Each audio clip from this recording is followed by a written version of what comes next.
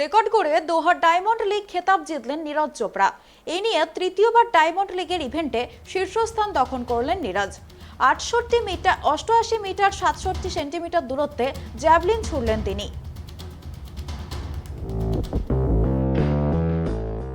Record করে দোহা diamond league খেতাব জিতলেন নীরজ চোপড়া। 88 মিটার 67 সেন্টিমিটার দূরত্বে জ্যাভলিন ছুড়লেন তিনি। এই নিয়ে তৃতীয়বার ডায়মন্ড লিগের ইভেন্টে শীর্ষস্থান দখল করলেন নীরজ। চলতি মরশুমে নীরজের প্রথম থ্রোটি ছিল 88 মিটার 67 সেন্টিমিটারের।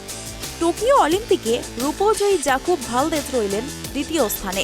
তার সেরা থ্রো ছিল 88 মিটার 63 সেন্টিমিটারের, যা চোপড়ার চেয়ে 4 সেন্টিমিটার কম। অ্যান্ডারসন পিটার্স তৃতীয় স্থানে রইলেন। তার সেরা থ্রো ছিল 85 মিটার 88 সেন্টিমিটার। 90 মিটার দূরত্ব অতিক্রম করাই নীরজের লক্ষ্য, যদিও এবার সেই লক্ষ্য পূরণ করতে পারলেন না তিনি।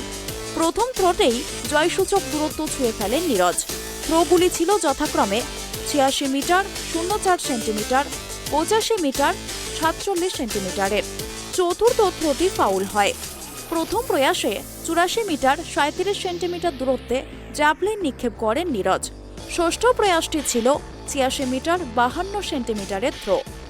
দোহায় 90 মিটারের থ্রো নিশ্চিত করবেন বলে প্রত্যয়ী ছিলেন নীরজ, যদিও সেটা সম্ভব হল না। বিশ্ব চ্যাম্পিয়ন অ্যান্ডারসন পিটার্স গত বছর দোহায় 93 মিটারের থ্রো এর মাধ্যমে চমকে দিয়েছিলেন।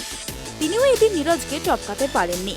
নীরজ গত বছর জুরিখে ডায়মন্ড লিগ ফাইনালে চ্যাম্পিয়ন হয়েছিলেন 88 মিটার 44 সেন্টিমিটার থ্রো এর মাধ্যমে।